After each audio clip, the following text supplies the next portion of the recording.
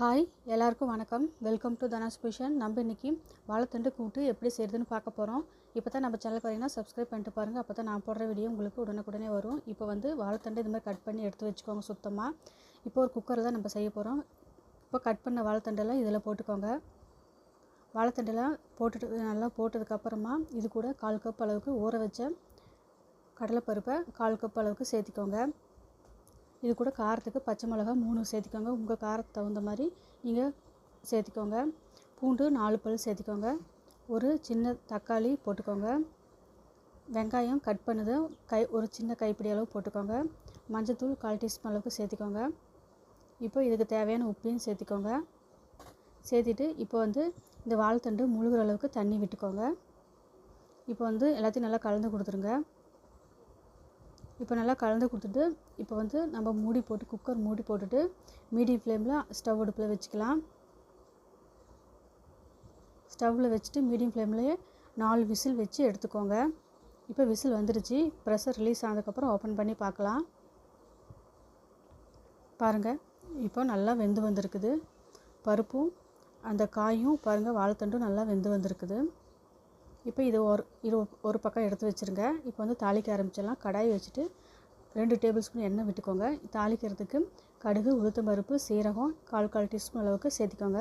இது போட்டுட்டு இது நல்லா பொரிய விட்டுருங்க. பொரிஞ்சதுக்கப்புறமா 2 இந்த மாதிரி வெட்டின பூண்டு ஸ்லைஸ் பண்ணதை சேர்த்திக்கோங்க.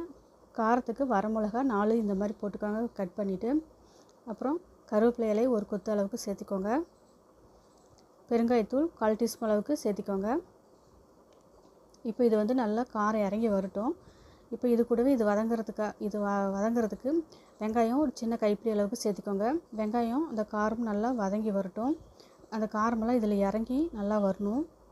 இந்த அளவுக்கு நல்லா வதங்கி வரணும். அப்போ தான் காரம் நல்லா காயில் எடுத்து கொடுக்கும்.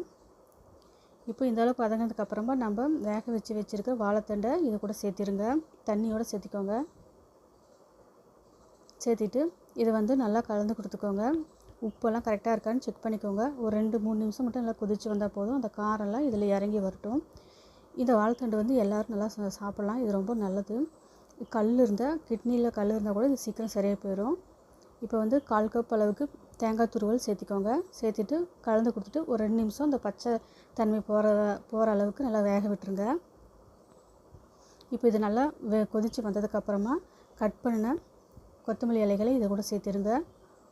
சேர்த்திட்டு ஒரு தடவை கலந்து கொடுத்துட்டு ஸ்டவ் ஆஃப் பண்ணிடுங்க. அவ்வளோதான், வாழைத்தண்டு சூப்பராக நம்மளுக்கு இப்போ ரெடி ஆயிடுச்சு. இது கூட்டு இப்போது நம்ம காரக்குழம்பு கூட வச்சு சாப்பிட்டா ரொம்ப சூப்பராக இருக்கும். தொட்டுக்கிட்டு சாப்பிட்றதுக்கு அப்பளமும் கூட வச்சு சாப்பிட்டது ரொம்ப சூப்பராக இருக்கும்.